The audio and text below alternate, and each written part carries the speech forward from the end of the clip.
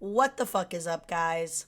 Welcome to episode 1 of the Rantz by Neenz podcast, hosted by your least favorite Cajun Tejana lesbian journalist troll, Neenz.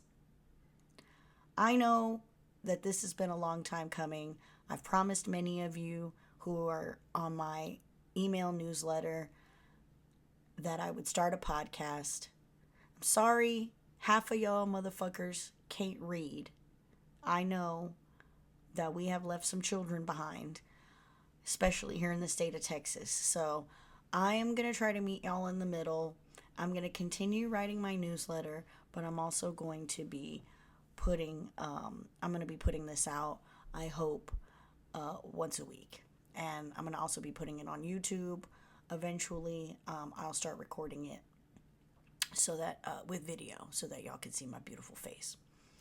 But what is the Rants by Neenz podcast going to be about? Well, unfiltered, absurdist political satire based mostly on Austin City Council and the just absolute ridiculous city that is Austin. But also the state of Texas in general and politics from across the country. And honestly, I read a lot about the rest of the world, and just in general, I'm going to tell y'all what I think about a number of items. So why should you give a fuck? Who the fuck is Neenz? Let me start there. First of all, my name is Nina Hernandez. Ooh, I hate saying my real name on here. Woo! Makes me feel less like Batman. But anyway, I digress. I was born and raised here in Austin, Texas. I don't want to age myself too much, but I came up here in the 90s and the 2000s. Raised by a single mother and who has her own life story that I don't want to get too much into right now, but maybe at a later time. We had some hard times, especially finding housing or maintaining housing in Austin, especially really starting in I would say in the mid to late 2000s is when the mid 2000s is when it really got unmanaged. It became untenable for her as a single mother, working kind of, low wage jobs at Great Clips, Sally's, that kind of thing. Baldwin Beauty School. That's when it sort of became difficult for us to have a place where I could both have my own room, but that was, where we were on the lease and that type of thing. So I put myself through the University of Texas at Austin and got a journalism degree. I kind of have mixed experiences in my time there. I've also written about that for the newsletter. I think it is a difficult environment for if you don't come from a professional background, or if you're if you don't come in with the tool. I think some of that has changed due to especially, or in particular, one of my professors that I had, Diana Dawson, when I was there, who created a writing program that has been really successful and has helped a lot of kids. But other than a few good actors, in general, I think the infrastructure at the journalism school in general, but just across the university, it's a lot of systemic racism and so on and so forth. So I did another one of my professors who was really kind to me and took an interest in me was Wanda Garner Cash, who used to be the chair of the journalism department there, and she was wonderful. She connected me to the Austin Chronicle, and I got my start there. So I was altogether from intern to staff writer. When I left, I spent about 6.5 years at the Austin Chronicle, and really learned, from the roots up, just basic reporting. I started on, I really started at the proofreading desk, which I was the worst proofreader probably that the Austin Chronicle has ever seen. They really just gave it to me because I had started doing some writing there, and I think they saw some potential in me and wanted to keep me around for like a minimum. I don't know if it was necessarily minimum wage, but it was pretty low. It was pretty low pay at the time.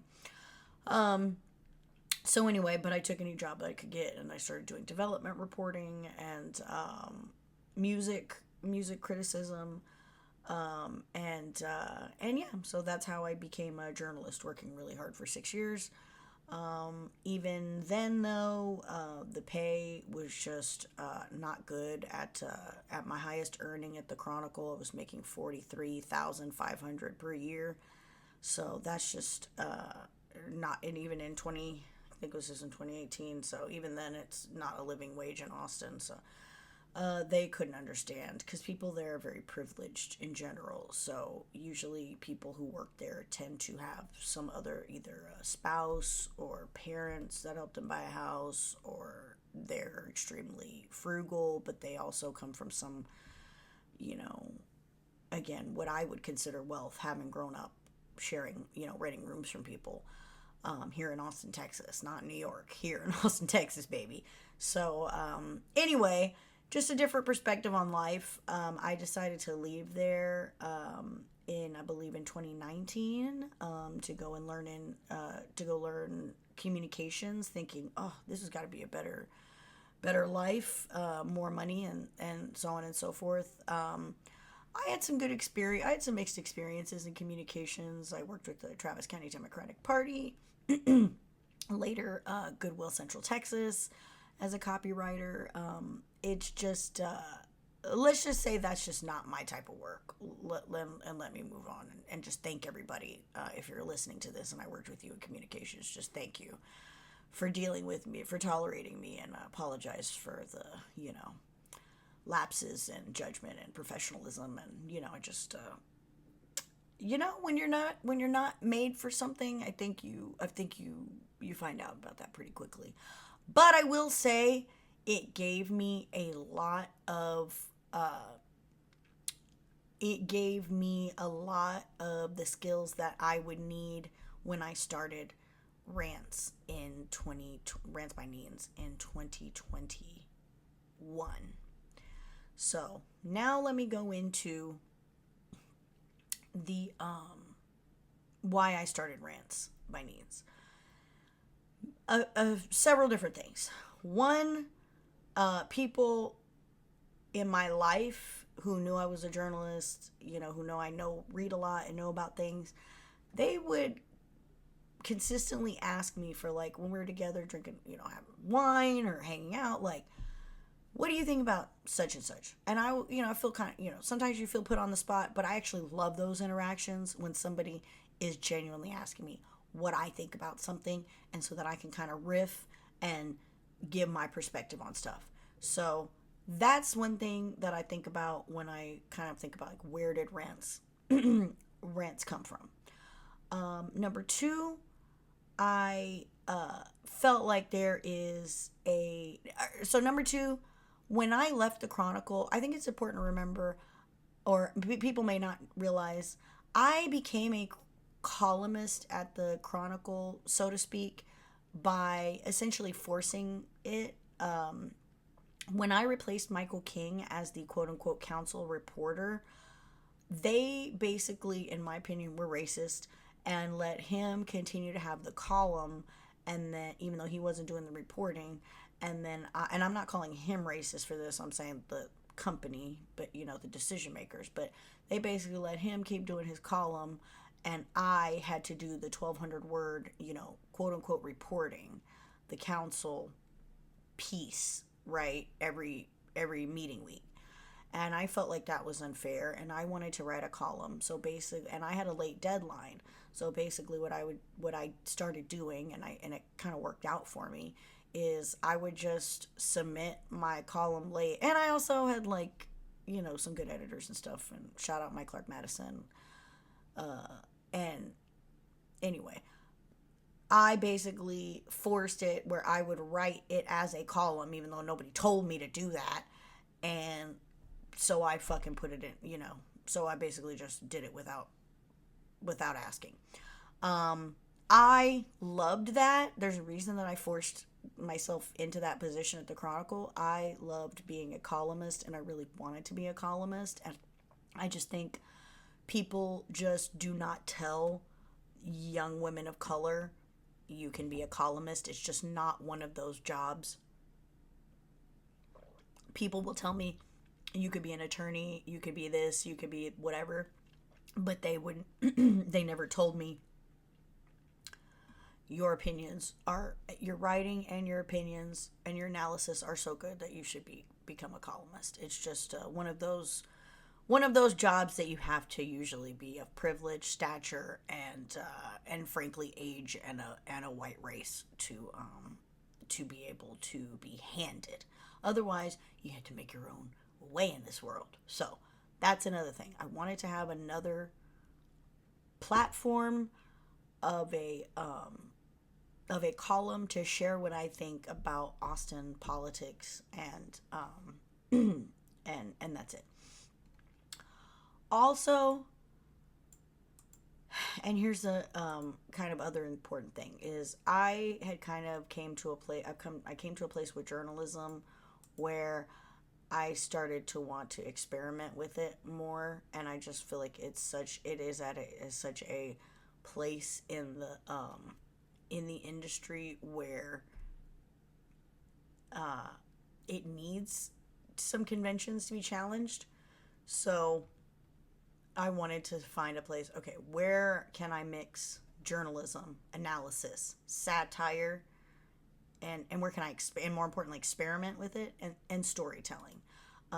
That's the other thing, is that my love is of, my true love is to write, is feature writing. So I just love to sit down with people, hear what they have to say, and then kind of build a narrative based on that. I always have, and unfortunately it's just hard to make a living doing that, but I think I'm, one of the best at it. So I wanted to find a place where I could place these types of stories as well, where I had control of it, and as well as the editing. So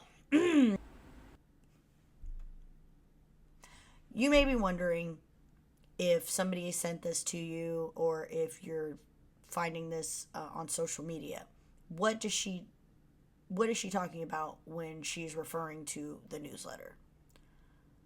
Rantz by Neenz, just to clarify, Rantz by Neenz is an alternative news project. The vehicle for distributing it is a MailChimp. So I collect emails and I send my articles, my essays, whatever you want to call it, my rants, what I call rants, I send them to this audience. So if you want to get the emails, you have to sign up for my website, and then you'll just get the stories right to your inbox. If you just sign up with your email, you get 2 posts a month.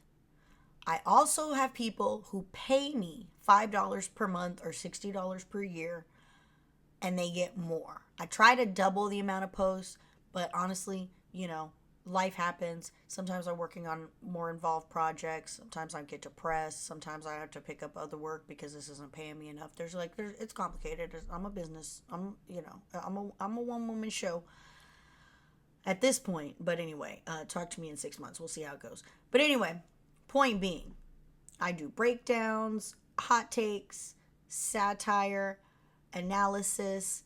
I basically tell you what you need to know in politics and pop culture, what is relevant to you, and I also do a lot of serious reporting, and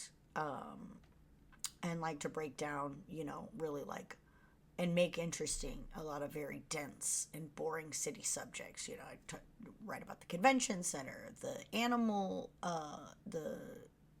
what do you call it? The animal shelter, the environment, so a lot of different subjects, but that I try to make more digestible to an audience that may not, be in this wonky space, but be curious about what happens, in these areas. And I also argue for people who are like, oh, well, I'm not in Austin anymore. I think you need this because this will tell you how government works, in different, and all governments don't work, but I read news from around the country, And if there's a place that you want me to, look into more as well, I can do that. And I think it's every time I look at these places, I'm always like, God, this is so similar to, even though the committees may be different, or, they may do things a certain way. It's all ultimately how people relate to each other in a civic environment. So, but again, I digress. So, breakdowns, hot takes, satire, analysis. I'm also on, and I probably should have mentioned this first. One of the things, because I do not get a lot of engagement on what was formerly known as Twitter, but is now, I guess, known as X, was my kind of like stream of conscious rage, live reaction to current events, jokes. I do a lot of like fake dialogues, or something will happen and I'll be like, oh, I should have said this, so I'll just do like a little joke about it. Mini essays. I'll sometimes break down stuff I think, certain political analysis that I have, I'll just dump it there. A lot of people would tell me, like, man, I follow you on Twitter. I can't like your posts, but I follow you on Twitter. I love to see what you think about stuff. So again, that's just another one of the reasons that I really wanted to start this project, so that I would have a place to put all of this, frustration that I have with the system, not just the U.S. system, political system more broadly, but also Austin's political sphere, which I've just, as a kid, just trying to survive, and then, getting through school and landing at the Chronicle, knowing virtually nothing. And then piece by piece, story after story, year after year, first becoming really alienated with the Chronicle and what I view as the hypocrisy of the management, the editorial board there, and or at least as it was when I was there, and then when I learned more about just the ecosystem of Austin's political ecosystem, and the different factions and how things get done, and frankly met a lot of these people that are in the headlines that in the archives of the Austin Chronicle. I was, when I started at the Chronicle, I would read Mike Clark Mattis. I would read the columns, so that I could understand who people were, and what the different, the development, the history of the development, the Triangle and Mueller and this type of thing. And I remember, I feel like I am maybe making it up, but I feel like I remember scrolling up and being like, who wrote this? Like, who? Mike Clark Madison. And then him kind of becoming my hero in my head, or, one of my, somebody that I admired. And then him later coming back to the Chronicle and becoming my editor and getting to work with him and becoming colleagues, and getting that, to have that editorial almost, mentor relationship. It was like a dream come true, honestly. And it's crazy to think of, so it's both sides, some things that I saw the systemic rot and the injustice and Austin's and frankly the racism of Austin's political scene, and then I also identified people who I have found common ground with, and people who are equally disgusted by it, and it has given me a certain amount of hope over, it has kept me in this and kept me going. So yeah. So we're coming up on, I guess 20, I'm going to have to do some editing, but I think about 20-ish minutes. We're coming up on 20 minutes. So I need to keep moving. But I do, if you were wondering, how I see Austin politics, I think I first want, should start with the disclaimer. I talk shit equally about pretty much everyone. because I just think the further I've gotten into it, the more I understand why people who are not from here absolutely, and some people who are from here, absolutely hate this town, because it is full of clueless yuppies. It is full of opportunists, social climbers, unfunny comedians who are going to, be on Comedy Central as 18 months after they leave here because they go bottom feeding in LA and it pays off for them somehow. It's just, it's an ugly, there's a lot of ugly things about this town. How segregated it is, and people don't even seem to want to acknowledge that. Our housing politics and environmental politics are entwined, and they're extremely toxic. And bad, ironically, and bad for the environment. So I'll start there just to say I don't really have any favorites here. I sometimes get along with with some of these factions when it suits them. Let's be frank, not even when it suits me. When it suits them, we get along, and otherwise, they pretty much have no use for me. And frankly, I don't have a lot of use for them because they are, a lot of them, just really fucked up people. So, on that note, here's my sort of breakdown of what I view as the factions of Austin politics, starting with the pseudo-environmental lobby. And y'all know who I'm talking about: SOS, Sierra Club, those type of old school environmentalists. I just have zero respect for them. I think they care more about trees than they care about people.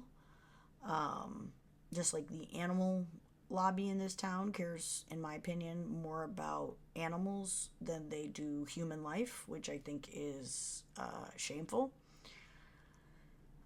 Second, the NIMBYs, which sometimes overlap with but not always, with the pseudo-environmentalists. And I think that's because the pseudoscience helps them justify, their single-family home way of life. So, they claim to be progressive, but they literally scream, cry, fight tooth and nail to keep apartments from being built in their neighborhood. It's really elitist. The arguments never make any sense. They are always extremely self-centered and usually nonsensical. I cannot express how much I disrespect people in the NIMBY movement who, which is, I think, organic, but people who, spend their free time fighting against a fast food restaurant being built on the other side of the road because they don't want to smell chicken. And or again, apartments. It's just like the amount of entitlement that people have for the area that is not their house, it is stunning and discouraging. Number 3, the urbanists. These are people who are who are the opposite of NIMBYs, where NIMBYs want to fight development and keep housing from being built, and really are not fans of multifamily housing, to a hysterical degree. Urbanists are pro-housing to the point where they ignore concerns, very real concerns about displacement. They ignore a lot of, they're very, they almost fetishize tall buildings to the point where I understand the pushback from the other crowd, because it is as absurd as these people who are in love with the parking lots at Zilker Park, which are for the last motherfucking time degraded and they put rubber and gasoline into the fucking creek when there's runoff, which is all the fucking time. So another group that I just think is delusional, overwhelmingly white and technocratic, and the people of color who are in their little group are like delusional about, they can't understand why it's so hard to get people of color to organize with them. It's just like, maybe because, and one of my, I can't take credit for this thought, but one of my homies on Twitter had said they have abandoned, like they are so desperate for allies that they've adopted this big tent organizing strategy, and that causes, because anybody with standards does not want to organize with people who are horrible, who are bad people, who want to throw other people out on the street.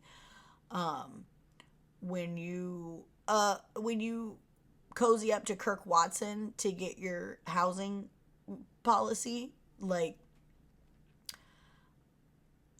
I understand why, if given a choice, many people will take the next group over the urbanists, because at least you can be with people who understand basic stuff, like you do not organize with racists, with like horrible rich people, like all this shit. Like, it's just whatever.